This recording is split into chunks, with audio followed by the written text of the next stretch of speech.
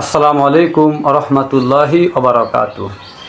সম্মানিত দর্শক, আপনারা সকলেই অবগত আছেন, কিছুদিন আগে আমাদের বাংলাদেশের জাতীয় সংসদ ভবনে সংসদ চলাকালীন সময়ে বিএনপিপন্থী একজন সংসদ সদস্য, কুমিল্লা ৬ আসনের এমপি জনাব মনিরুল হক চৌধুরী সাহেব কীভাবে ইসলামের একটি ফরজ বিধানকে নিয়ে এবং সংসদ সদস্যদের মধ্যে যারা হিজাব পরেছে তাদেরকে নিয়ে ঠাট্টা বিদ্রূপ করেছেন, ব্যঙ্গচিত্র করেছেন, তুচ্ছ করেছেন, হাসি তামসা করেছেন, তা সারা দেশবাসী দেখেছেন এবং শুনেছেন এবং এখনও তা দেশবাসীর স্মরণ রয়েছে।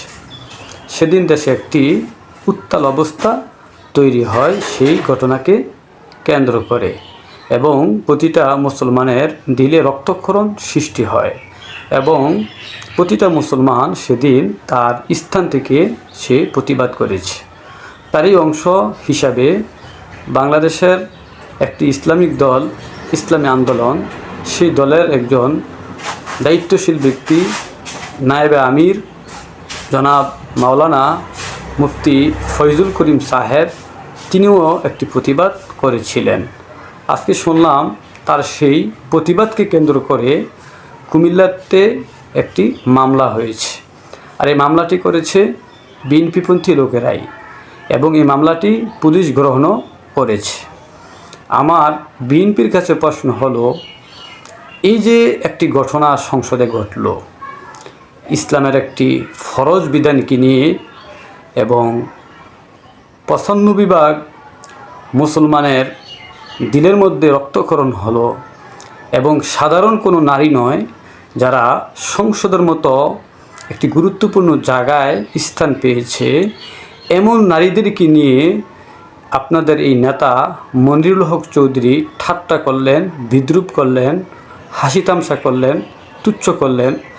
আপনারা দেখেছেন যে সারা দেশবাসী এতে কষ্ট পেয়েছে, মুসলমানদের দিলে রক্তক্ষরণ হয়েছে এবং সারা দেশ থেকে প্রতিবাদ করেছে।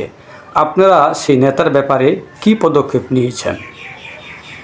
আপনারা কোনো পদক্ষেপই তার ব্যাপারে নেননি, কোনো শাস্তিও তাকে দেননি, কোনো কিছুই তার ব্যাপারে করেননি। উপরন্তু করলেন কি, যারা প্রতিবাদ করেছে আপনারা তাদের ব্যাপারে মামলা দেন। আমি একজন সাধারণ নাগরিক হিসাবে আপনাদের কাছে বলবো, যা করেছেন আর সামনে বেরিয়ে যায়েন না। ইসলামী আন্দোলন সবসময় তারা একটি নিরপেক্ষভাবে রাজনীতি করার চেষ্টা করে, প্রতিবাদ করার চেষ্টা করে, সেই হিসাবে তারা প্রতিবাদটা করেছে। যদি আপনারা আপনাদের নিজের দলের শাসন না করে উপরন্তু যারা প্রতিবাদ করেছে তাদের ব্যাপারে এভাবে মামলা দেন এবং এই মামলা যদি আপনারা বেকসুর খালাস না দেন, তবে আপনাদের জন্য সামনে ভালো কিছু হবে না। আমি আপনাদের জন্য মঙ্গল কামনা করি, বলছি অতি সত্বর বেকসুর মামলাটা খালাস দেন এবং যে এই অন্যায়টা করেছে সংসদে তাকে আপনারা বিচারের আওতায় আনেন। সকলকে আল্লাহ সঠিক বুঝ দান করুক। আসসালামু আলাইকুম ওয়া রাহমাতুল্লাহি ওয়া বারাকাতুহু।